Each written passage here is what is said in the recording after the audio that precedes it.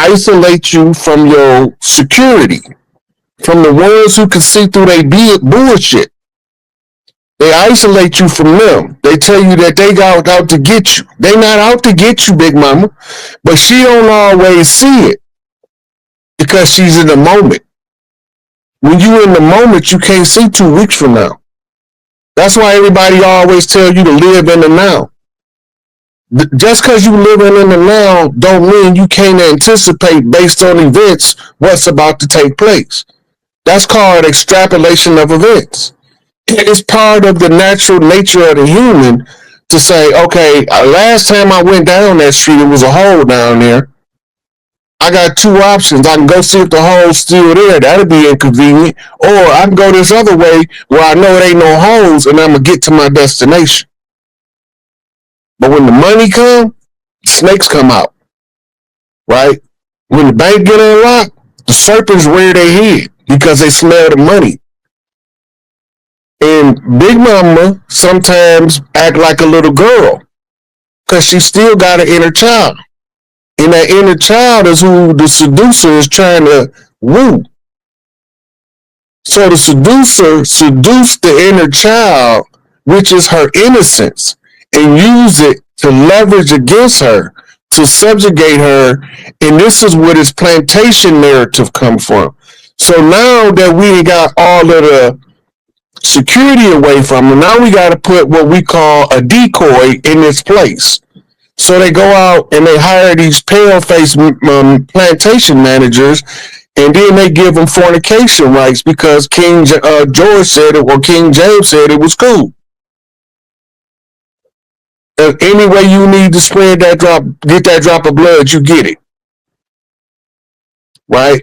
So when they do this, we don't realize that Django was the Cherokee in the house, and Samuel L. Jackson was the Huguenot, or the gentry, or conquistador. He was one of them, coming with his flashy suits. When he first came, he was dressed like Django. But once he got rid of Big Mama, she ain't nowhere around. Where she at? Right? And now he got to try to, who that nigga on that man? That ain't no regular, who that nigga on that man? Right? So we sitting here watching the reenactments through Hollywood. They telling us what's going on without telling us what's going on. If we know history enough, we can see the story play out in theatrical portrayals in Hollywood, in political satire in D.C. They all telling the story. DC just responsible for writing it down, and Hollywood is responsible for putting it on the big screen. Right? So it's in all their literature. They wrote about the conquest of the Americas. They didn't come over here friendly. These people don't belong here. Your judges, your lawyers, your prosecutors, your police, all of those are agents of the Crown of England. And their days is numbered. Hey Rod, now this next one gonna be getting at gonna be my question about how they played the teepees. Say we was living in teepees, but let me play these short that this foreign government connected back to Britain is in control of keeping whatever's in under the Smithsonian Institute secret. Why would that be? And why would the government be helping some foreign entity out when they supposed to be against in the Constitution against foreign government? To us, the United States is foreign, operating on our land. But to the colonizer that came, and later the immigrants that followed, the United States is supposed to be the United States. Right. It's Turtle Island. Right? Now, when you realize that they foreign, when you talk about British banknotes, right? You're talking about the Crown of England. Right. Right? We're talking the mortuary. It's a place you store dead people. Right? And this is where you get your mortgages from. Your mortgages are issued out of the mortuary, which is the crown of the one who performs autopsies. Right.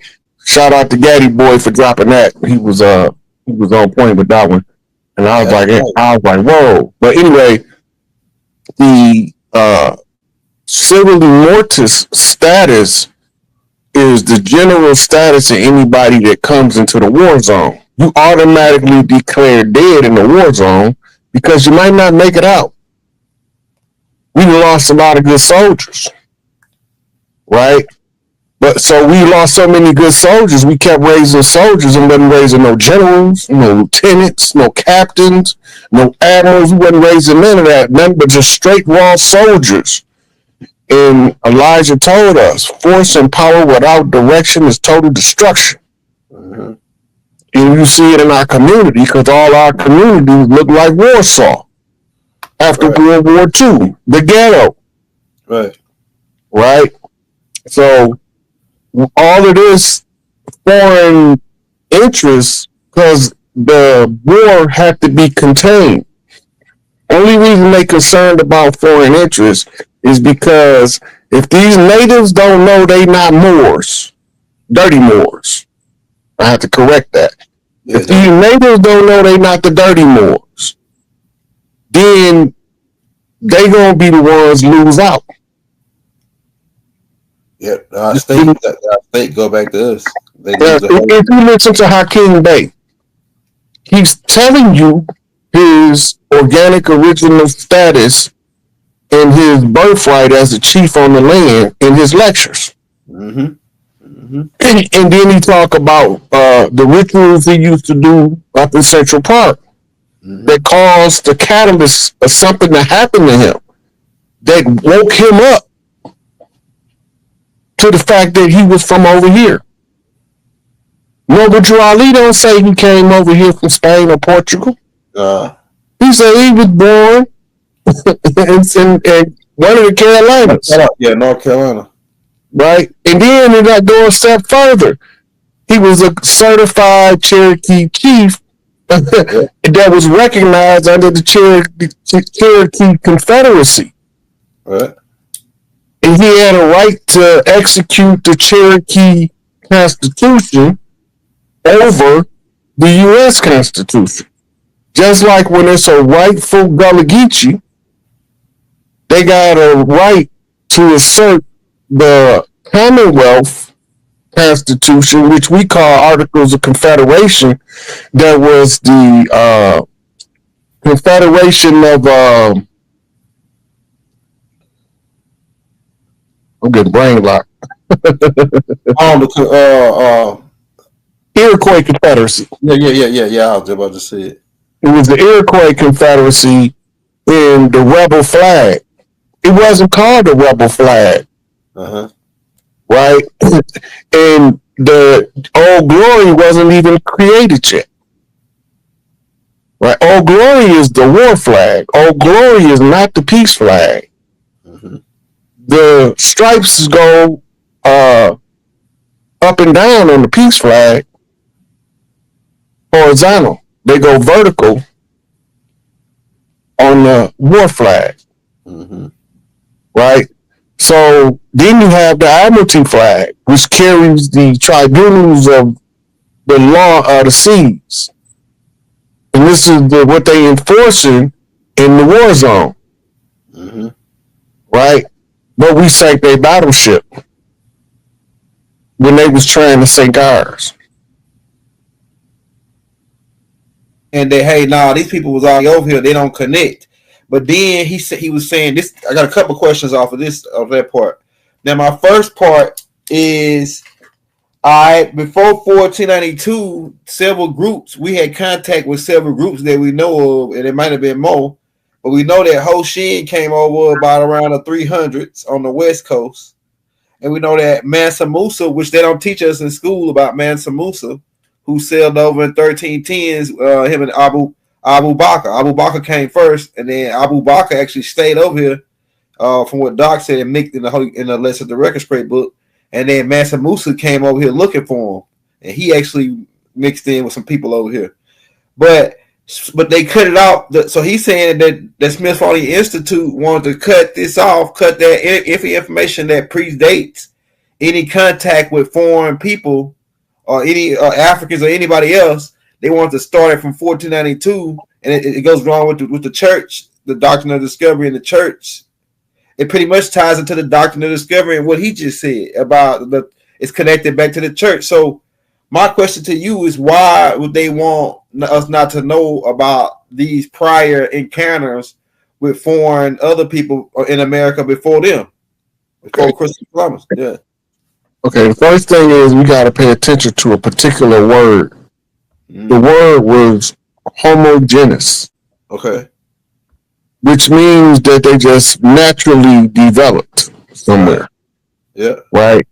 Now, the general that they put over the Smithsonian's complaint is that they are trying to make it seem different than what it was. Remember I told you that there was the archaeological studies over here and are less than 200 years old. Yeah, that's right. All right. Now, in the video you just played, he gave you a 100-year stretch from 1790 something to 1890 something before they even started doing any archaeological and anthropological research over here. Right. At that time, they already had the Out of Africa theory. Yeah. Now, when they take away anything before 1492, that erases all of the stuff they keep finding. Right. They can't incorporate that into the literature and the doctrines because the Adam and Eve story, the Popol Vuh, is older than the Adam and Eve story. Yeah. It was word for word passed down until some Catholic priest told the Mayan priest that he had to put it in writing because we're going to kill your ass. And ain't going to be nobody else to pass it down. So they wrote it down, and then it wasn't originally available to the general public. It was kept in the church archives. Mm. The church released it, I think, in sometime in the 1900s. Mm. Right? But they had it recorded for almost 100 years. Right? So when they take away the fact that, like I've been saying the whole time, we've been marrying Africans on the Eastern Shoreboard for thousands of years. The royal families from over there were marrying the royal families from over here. That's why we didn't have the same effect that the European royals had when they was doing incest. Right. Because we was incorporating each other's outside blood all the time. Recycling the diversity in the genome. This is why you got everybody's genome over here. It ain't just because of the colonization migrations. This has been going on a long time. Only people that used to come here didn't come hostile until Columbus came. Right. And so they cutting off everything before the hostilities begun to tell us that's the history. Yeah. So it takes us back to what was we doing in 1491 then. Right. Same thing. Right. I'm gonna tell you what we was doing. We was juking, we was crip walking, we was bee walking, we was hoover stomping. That's what we was doing. We was rain dancing, controlling the weather. Right. We was farming the land. We was talking to the animals. We was talking to the birds. We would send the birds to deliver the messages to the people on the other side of the land. And we didn't have to even do nothing but whisper in the bird ear. And when the bird get there, the message is going to come out to the other shaman. That's right. The bird's electromagnetic sensor, based on the message you gave him, tell him where he need to deliver the message. You don't know where he's going. You don't have to. We was doing that before 1492. In 1491, even after 1492, we was still doing it. Yeah. Right? We was living as one with the buffalo. This is where you get your term buffalo soldier from. We was living as one. when we went through and called the herd, that's what they call it in English, calling the herd. The herd is getting too bad, consuming too many resources, and we need meat to eat anyway. Mm-hmm. So we would put on the pelts of the buffalo, the bison, and with our nappy hair, we walk right through them. Right. And the ones that we knew needed to be harvested, we would either harvest them on the spot or we would mark them with some kind of marking for harvesting later. Yeah.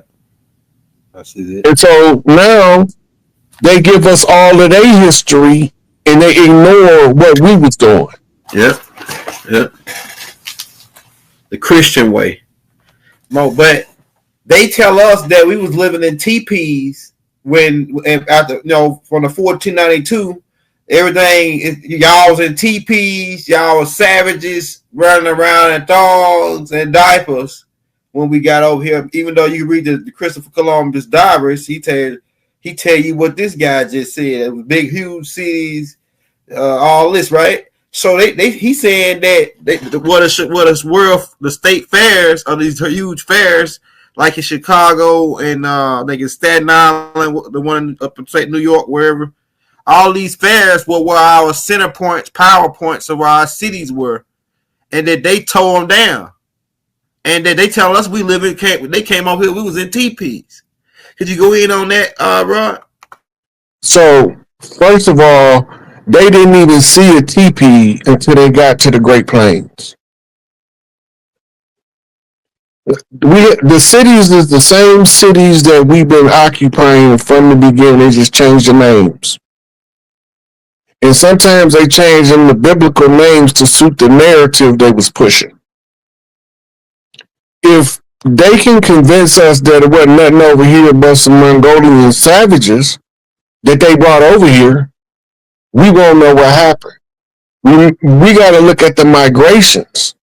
The big migration that happened between 1492 and 1663, I think, that migration was going from north to south, from west to east, to fight the Gullah War. The first Gullah Wars, the first onslaught and arrival of the Spanish Armada, they came before the Huguenots.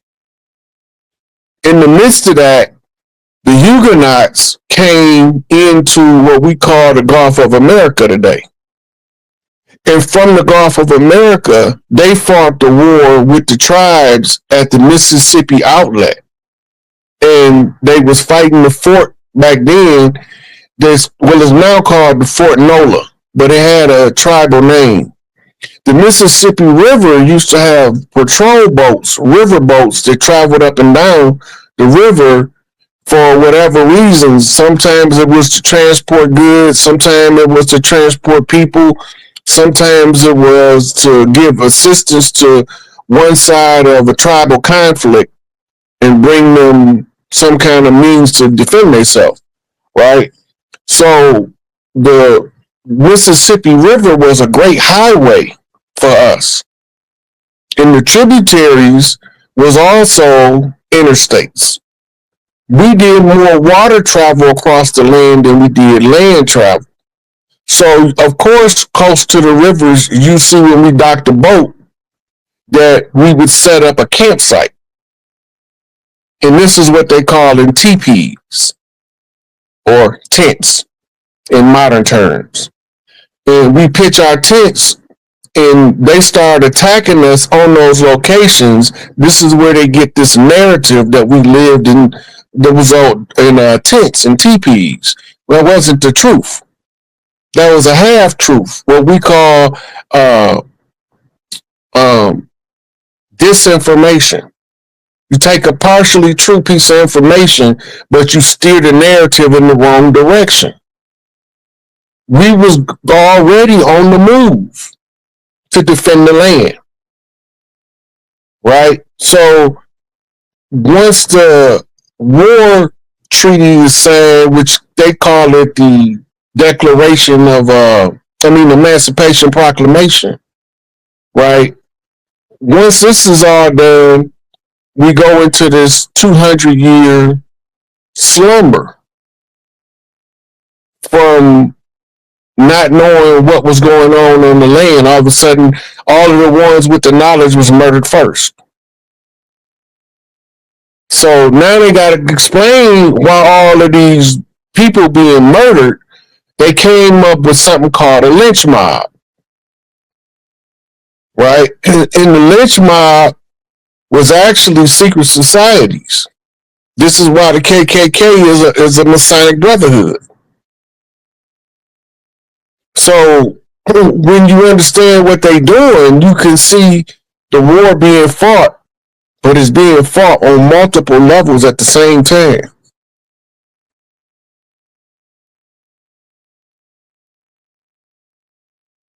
All right, Rod. Let me roll that next one because I got a question. I got to say something on that too. You said something about we was using the highways as the Mississippi and all that. I believe that America, this land, the Turtle Island, that we had the first Navy.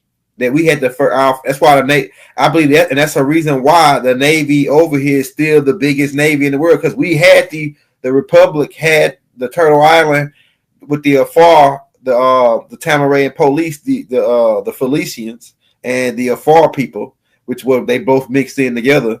They were. And we know the Afar came from over here. Yeah.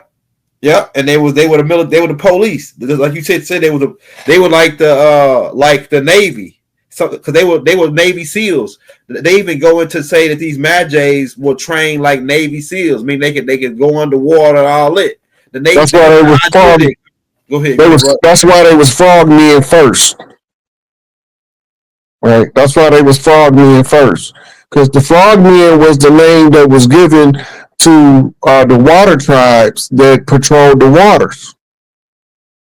Right? You got to remember, not only did we patrol our waters, but Jamaica controlled the waters around Jamaica.